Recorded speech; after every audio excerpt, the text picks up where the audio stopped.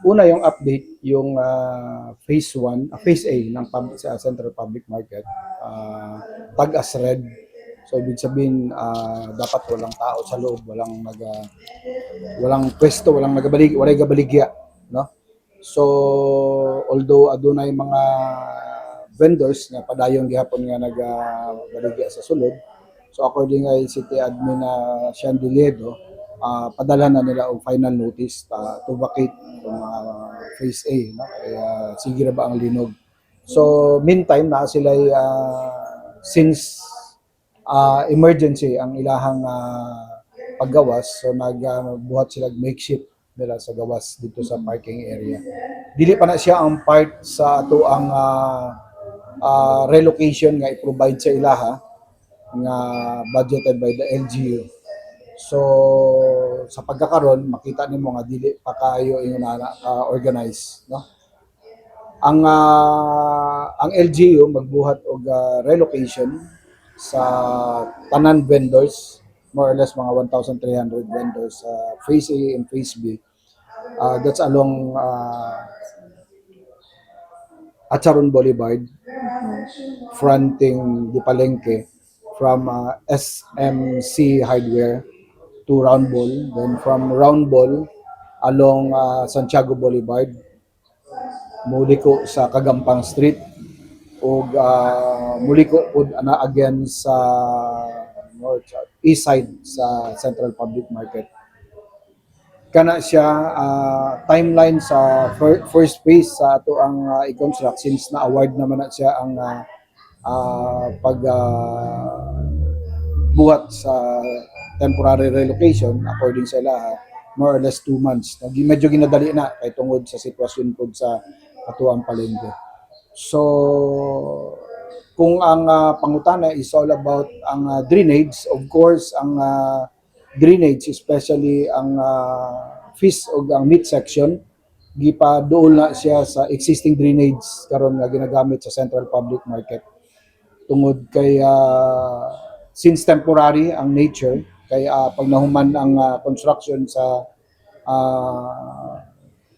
Palengke General or Molengke, mubalik po sila sa sulod. That's more or less 2 to 3 years sila dito mag-stay sa temporary relocation site. That's why gidesign nato ang ilahang mga stalls in such a way nga may pipeline padto sa drainage system. Then every day, according sa Senro, may option sila to wash out every day ang pag-stop, pag-undang sa pagbaligya, no? I mean sa wala na gabaligya sa mga vendors.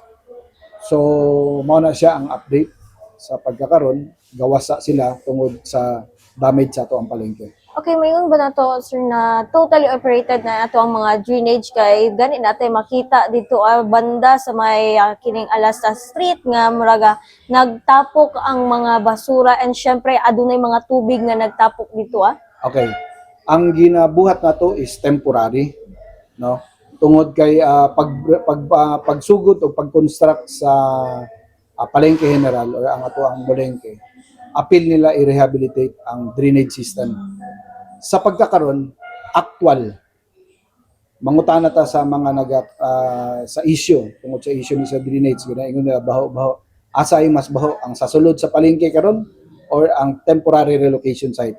Definitely, obviously, baho ang sasulod sa palengke karon, and obviously, same drainage ang ato ang buhaton. O dili ta pwede magbuhat og bag-ong drainage karon para sa relocation site tungod kay nana siya sa main road or sa along Acharon Boulevard, no? So dili pwede nga magbuhat og drainage ito kay naay existing. The only thing we should do is ihatod nato sa drainage by way of pipeline, no? So wala ko nakabalo kung anong lisod subton para sa isa ka konsehal ang issue, no? So that's it, no? So wala ko nakit-an problema sa drainage. Katong ginaingon nila nga magbanaw ang tubig, of course, kung i-wash out nimo, magbanaw sa sugod, pero moadto gihapon sa drainage. Again, ang pangutana, which is which? Kinsa bay mas limpyo? Ang mahimong temporary relocation site or ang existing palengke karon? Okay. That's common sense. Okay, how about naman po ang kining mga mulo sa tong mga vendors, ilabi na kining sa mga fish vendors na to po na sumala pa nila if ma-relocate na, magasarado na ang kining close road, no? So asa daw mag-parking ang ilahang mga customers? Mo Okay. na ang problema. Ang dili siya problema. Tungod kay sa kalapad sa dalan nato, 3 lanes sa Pikas, according sa PSO, one way nila. So dako kayo ang parking area. Gikan sa Quinto na Park paadto sa shouldering paadto sa round ball, o gikan sa round ball paadto fronting sa Sun Trading, ang shouldering pwedeng mahimong parking area tungod kay one way na siya. So naigikan sa unsang dalan ni katong straight tumbok sa Barangay Dajangka South, no? Barangay Hall. Ang vicinity sa Barangay Dajangka South, pwede po siya mahimong parking area. So dili mahimong problema ang parking area.